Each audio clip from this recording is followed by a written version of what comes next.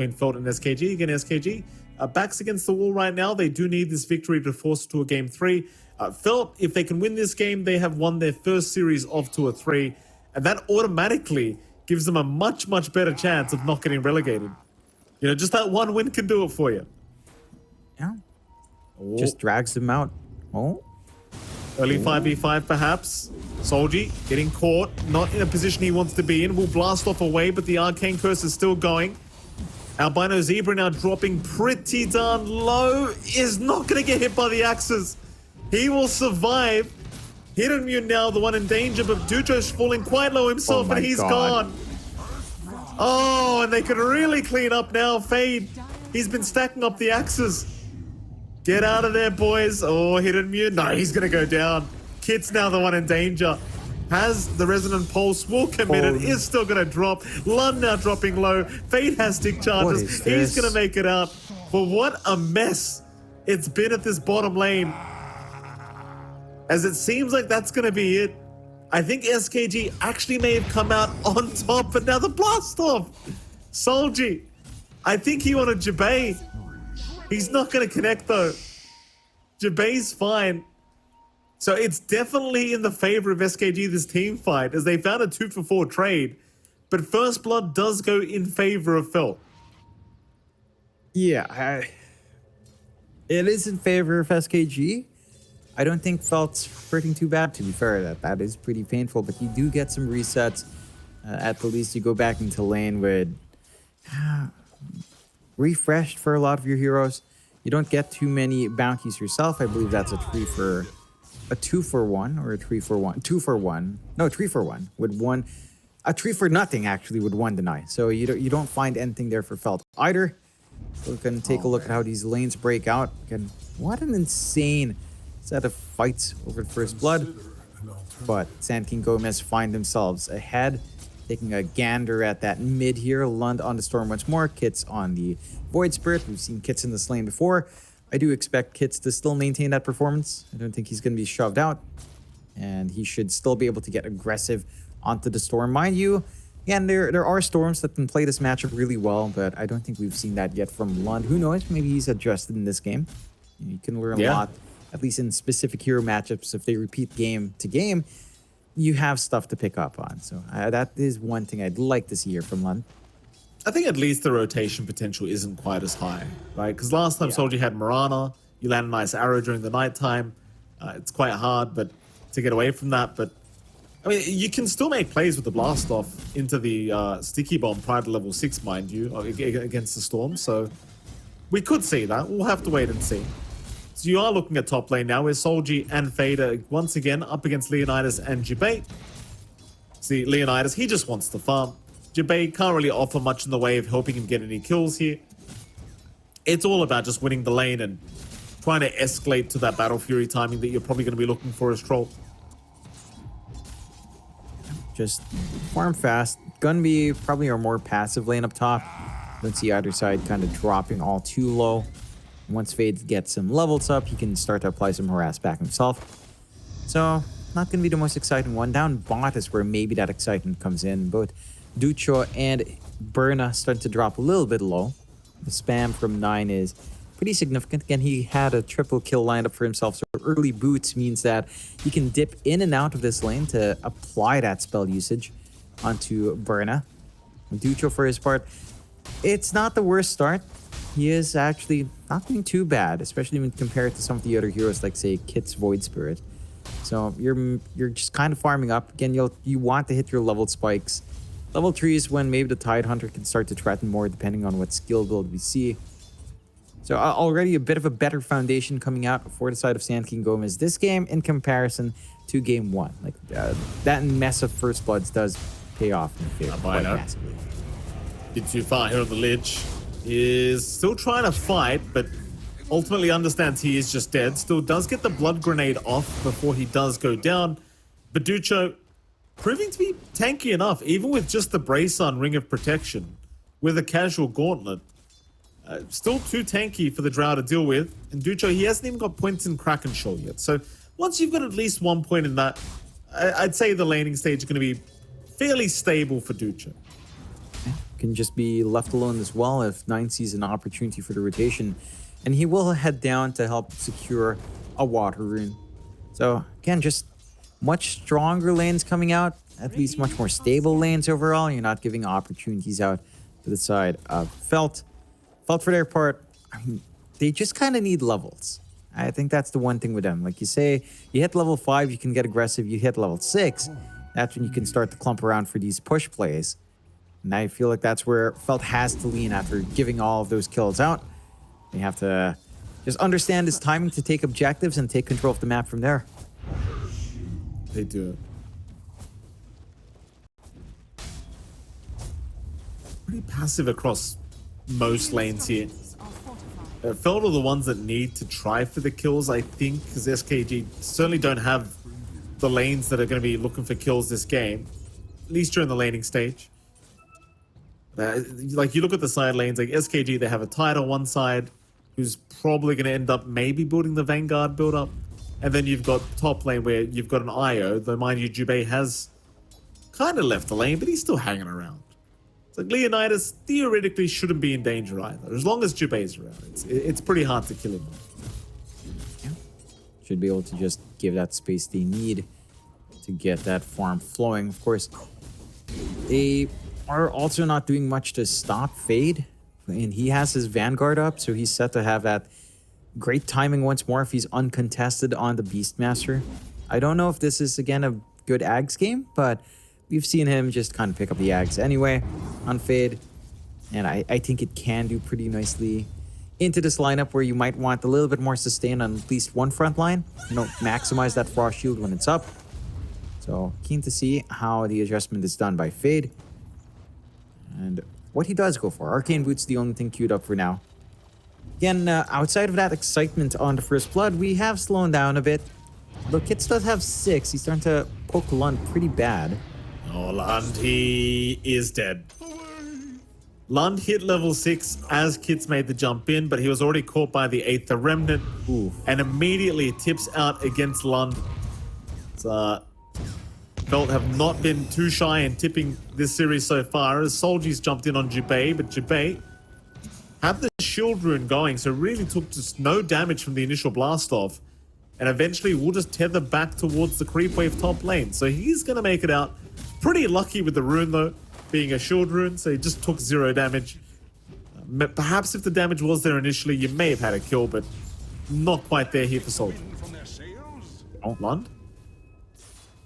I mean, Albino's here, but Lund is level 6, so I highly doubt they can kill him.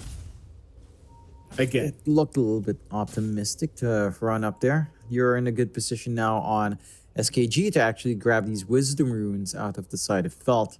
No contestation coming out from Felt early on. Instead, just looking for these massive stacks. Oof. Outrageous stacks. Doesn't stack up more, but that's outrageous, Mike. Yeah, it's a lot of stacks. But that Radiant Triangle going to be very tasty for Fade. This is the thing though, like every time you see a Beastmaster, you know this is happening. It's just a matter of, do you have the style of draft and do you have the farm where you can contest? Like right now with the supports that SKG have, I'd say the answer is truthfully just no. They can't contest this, but we'll see. Maybe Lund could get it done. And speaking of Lund, he was getting jumped by Kits. Nine was there to make sure he does remain protected. But you get my point, going back to the stacks ordeal. Like, Fade's just going to take all these stacks away, probably rush an Aghanim Scepter again, because why the hell not? And it just doesn't feel like SKG necessarily has an answer unless Ducho feels like he can kind of move to that area, you know, abuse the fact that he has Ravage and Anchor Smash. Albino Zebra in the meantime gets zipped on. Lund does have a double damage, so it looks like he is going to try for the kill onto the Lich and should really have no problems getting it. Lund will take his first kill of the game here on the Storm. And a nice one at that. Very easy with the double damage rune. You don't mind finding that Lich for that rune usage. And you kind of want to snowball a little bit faster on Lund. Already has the Falcon Blade, so that's a start. That kill should accelerate him to his Witchblade as well, though Power Tread is being queued up first. I do feel like finding that kill in the silencers maybe a little bit bigger. 9 did have a big streak on him. So Kit shouldn't mind, although. We'll jump in. Vortex is actually not skilled up here by Lund. There's no points in Vortex, which makes it quite literally impossible to kill this Void Spirit without Global Silence up. Lund just going for the more farmy style of build. They are going to smoke up. Again, without Vortex, it might prove to be challenging, but they're trying to intervene and not let Fade take these stacks for free. Albino Zebra is going to block the way. Kid's moving in as well. This could be a really bad team fight. If you are SKG, Jabei's trying to help out Lund, but he's still trapped up. So forced. So forced. And now Jabei, I mean, there is an Aether Remnant for Kids. No step charges. If Albino can hit a Frost Blast, maybe you could get the kill, but Jabei's fine. Still, you give away that many kills. Stacks are still there waiting for Fade when he wants to go back to the Ancients. Bottom lane, Hidden Mune, trying to go through the Twin Gates is fine. Fun fact, by the way, John, you can get rooted and still go through Twin Gates. Yeah, that's a weird one. I know that happens because we've seen Underlord situations on those Twin Gates. It's kind of funky. But I guess if you're right next to the gate, I guess lore-wise it makes sense. I know, it seems logical. You're just next to the damn thing. Surely you can just rip your feet off. Lund's trying to go on Kids. Simulate to the high ground. Has a step charge. Moonlight, well, rather just an Invis Rune was popped. There's no Moonlight Shadow this game, obviously. There's no Marana. No. It's because he had the Arcane Curse on top of his head, John. That's why. All right, my eyes are bad. No. The Invis Rune is now the Moonlight Rune. You've done it. Oh, Solji jumped in on his own here. I mean, he's kind of doing it. Leonidas is quite low. Kids might be able to snipe him. Leonidas, he's gone. Oh. Beautiful setup by Solji. Global Silence was popped, but I don't think that's going to save Ducho here unless they lose vision. But Fade's got to roar up. He'll just commit it immediately. Kraken level 2, not doing anything here as Jabei tries to save, cannot do so. Not even level 6 yet, is going to go down. Oh, they are really falling apart here, SKG. This is not the start they were hoping for here for game 2. No, definitely not. Again, they have an amazing start in those first blood trades. It kind of slows down in the lane, and now Felt are in a position where they've got stuff they can play with. They've got levels up. They've got initial farm being built up. We're seeing Nat Ags once more for Fade on the Beastmaster as a priority. Berna, he's going to take the Ancients. Multi-shot and cooldown for a bit. He does have the Techie's Minds to help the cause. That should simplify it and give a little bit back to Solji as well. Got quite a fair bit to Solji. Not quite the good stuff coming in yet for Berna. 9-7, 1k lead still stands for Felt, so not a massive difference yet, but you take a look at that the network chart here, Mike, between our cores. Leonidas is number 1, and that's probably the only reason why the lead from Felt isn't that big. Everyone else is at least 1k behind. It's rough going, especially for an IU draft. It does feel like this kind of draft can farm really fast. At the same time, you want to maximize the mana battery you have on the Storm. You want to try to play with relocates. It's just hard to get any of that when there's a Beastmaster with Hawks. If he spots you relocate across the map, then chances are you get disengaged, or you just don't really achieve anything when you do go across the map. It's kind of the thing. Like, we saw this in game 1 as well. Like, Leonidas, yeah, he might be out-farming everyone else, but is it going to make the difference? Because last game around, like, he was playing Morphling and he out-farmed everyone, but it just, in the end, it did not prove to be enough. This game around on the Troll Warlord, I have much less faith in this hero carrying against five farmed heroes on field. Like, yeah, Leonidas is doing he is doing his job. Just the rest of his team, they've got to keep up. Like, you can't have this Storm Tide fall this far behind. Not with a support duo like this. No, they need something to play with. It's got to be both these cores almost feels like need to work together to get these fights going for the side of SKG. They're applying consistent pressure on the mid, so they might be able to find a subjective, but even that's not going as fast as they'd want, especially without the creep wave. Fade only one part away now from that full Ags up mic. So the drums will make their appearance once more. Some funky beats to come out here for Fade. How do the drums damage people? Is it just bad drum playing or loud drum playing? What do you reckon? Either one, I think, works quite effectively here. I mean, it's probably more the volume, if anything. It's like, you know, he literally does roar at you and stuns you, John. So I imagine it's volume. Can't imagine like Beastmaster's that scary. True. I feel like the implications of Beastmaster lore-wise is kind of silly. Like he yells at you loud enough that you are just stunned. He plays the drum so loud or badly that it hurts you physically. Yeah. This guy's a little bit strange for a guy who loves animals or has animals on hand. That's true. That is very true, Jonathan. You are a fan of this drum, so I guess you're kind of just as weird. Yeah, I am a fan of the drums, even pre-rework. It's fun. Does that mean the rest of the Dota band has to be bad? Are we looking for just bad musicians in our Dota band? Leonidas dropping pretty low, gonna be just fine. A bauble from the void. Against the Drow as well, like Troll feels like the kind of hero that needs a lot more farm than a Drow does, even if the Drow hasn't been proving to be very popular. I think Drow just does a lot more work with less net worth than, say, a Troll Warlord. Yeah, certainly does. I don't think you feel too bad as the Drow as well at farm parity. As you mentioned, it does feel like Troll needs to lead. There's our Ags up now on Fade. So the drums are out. Hits. He's been locked down pretty long. They committed the Ravage to make sure they secure that kill, but that is a very important kill to secure here for SKG. Very happy with that one. Yeah. The issue is they lose their mid in exchange. Granted, nowadays, not the biggest tower in the world. It does feel like side lanes are a little bit bigger, but still getting a little bit more control on the map for the side of Felt. The build up here for Leonidas as well, the full Sanjin Yasha coming through, which again is a little bit of a rarity, but in this circumstance makes a lot of sense, especially to protect from the war here. So it's not going to be as easy to try and scout around or kite around Leonidas with that additional stat resist on hand. And for the side of Felt, I mean, they are kind of taking it slow. They will smoke up now. This is pretty good timing. Although all your ults outside Ravage is up.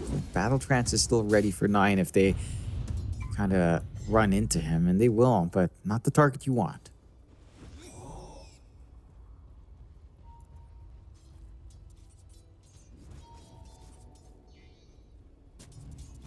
They're rotating. Ducho. Oh, he might reveal himself. Soldier gonna find him. Blink away. Kits is there as well. Steve warding at the moment. Ducho eventually getting caught. Blast off actually not gonna last very long, but I don't even know if it actually hit, but it won't matter. They secure their kill. Kits will take it. SKG, they were trying to make their way up, but I think without the Ravage up, you can't really hope to fight. Problem is now Roshan's gonna be taken here by Felt. And it's not gonna be too long of a process here. Oh, it's going to be a fairly quick one with the output you have on Burna. So not going to be a massive issue for Felt to just find us. The side of Sand King Gómez, I mean, they just don't have vision on any of the Roche pits. It looks like they don't even have vision at all. It does feel like Felt's managed to get a good grip as to where these usual award spots for the side of Sand King Gómez tend to come out. So not going to be able to look for your own punishment game here while they try to group off of busyness there, but Sand King Gómez will go for a smoke. Ravage is off cooldown with that blink on Ducho. Coin for me. Bot lane is where they'll go. Fade. He's got those quick timings again on the Beastmaster. I mean, we saw the Ags quite a bit ago. The smoke from top lane just hasn't amounted to anything. No. And now maybe a counter smoke to come. They do smoke up as 4, heading down towards the bottom lane to meet up with Fade on the Beastmaster. They can start pressuring the tier 1 tower, but they also seem to be very well aware that Leonidas might be hanging around this area.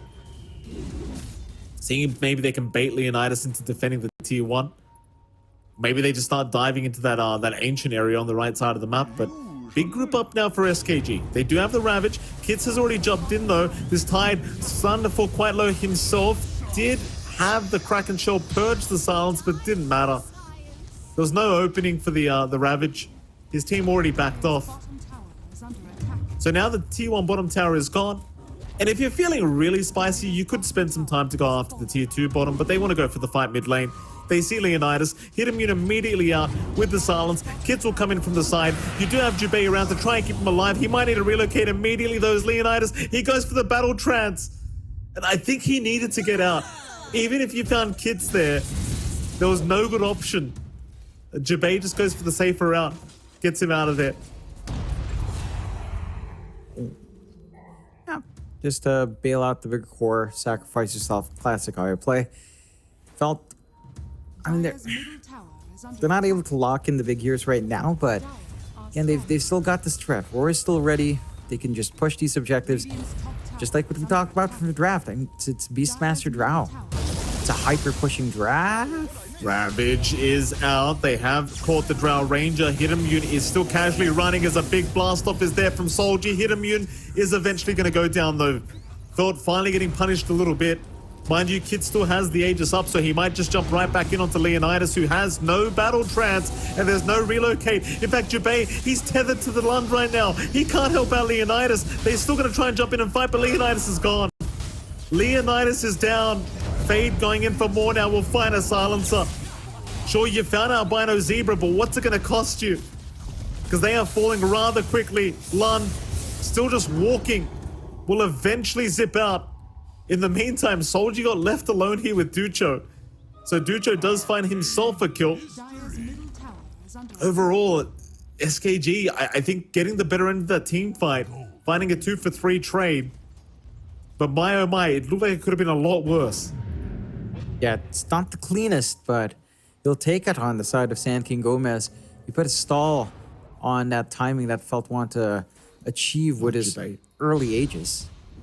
And just slows down the game, gives them some time to try to catch up, gives them some time to try building up, although... Oh!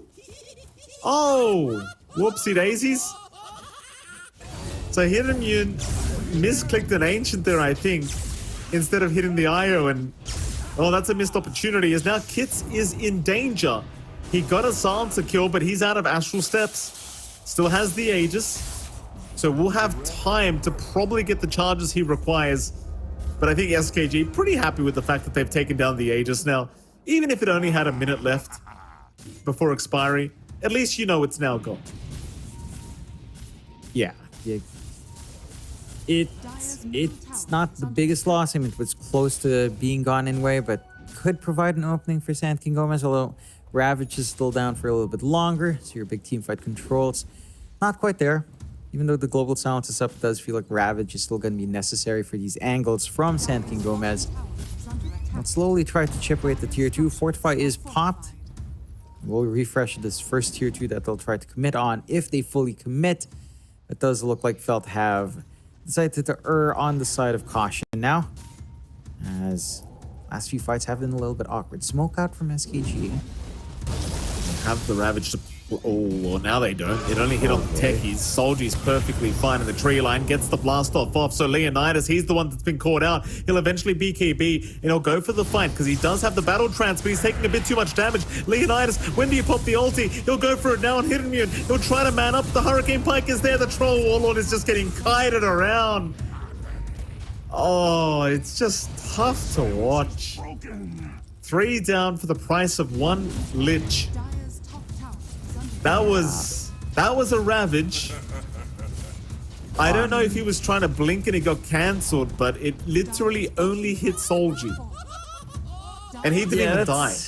That's not even the target you really want to Ravage. I mean, I get it, it's techies, you know, it gets you mad, but nah, It's not. And maybe the blink did get canceled. Perhaps there's a little bit of a right click coming out.